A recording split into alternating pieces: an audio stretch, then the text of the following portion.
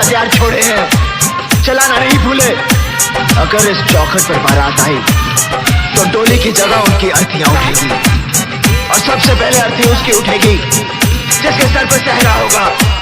लाशें बिछा दूंगा, लाशें। जाता रुपिया जी के घर हो, दे दो ना हम के जहर हो।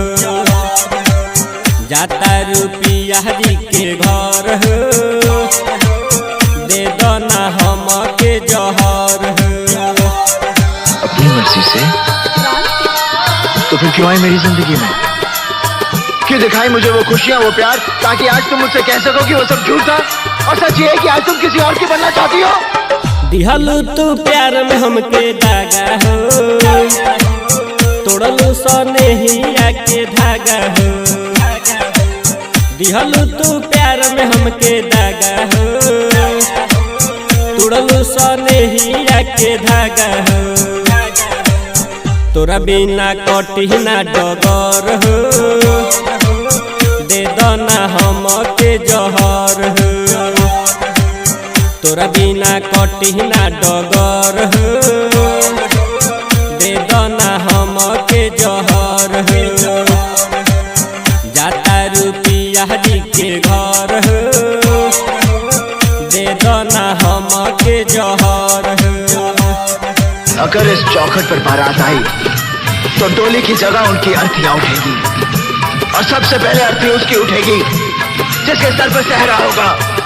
लाशें बिछा दूंगा, लाशें। तुहरे में बसे मोर परान हो, कैसे के जियब बोल जान हो। तुहरे में बसे मोर परान हो, कैसे के जियब बोल जान हो। कई दिहलू जिंदगी बर्बाद हो, कैसे के रहब बोल यार हो। कई दिहलू जिंदगी बर्बाद हो, कैसे के रहब बोल यार हो।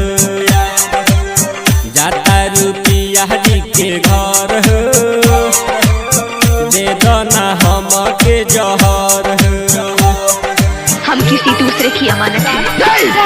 तुम सिर्फ मेरी हो और किसी की नहीं हो सकती। हम दोनों के बीच अगर कोई आया तो समझो वो मर गया। राजेश राजा के रोआवताड़ू, राजू सतेंद्र के अपनावताड़ू। राजेश राजा के रोआवताड़ू, राजू सतेंद्र के अपनावताड़ू। तोहरे सोजा जाए हम मर हो, दे दो ना हम के जहर हो।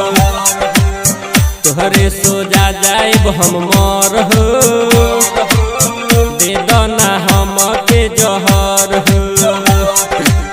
जाता रुपिया जी के घर हो,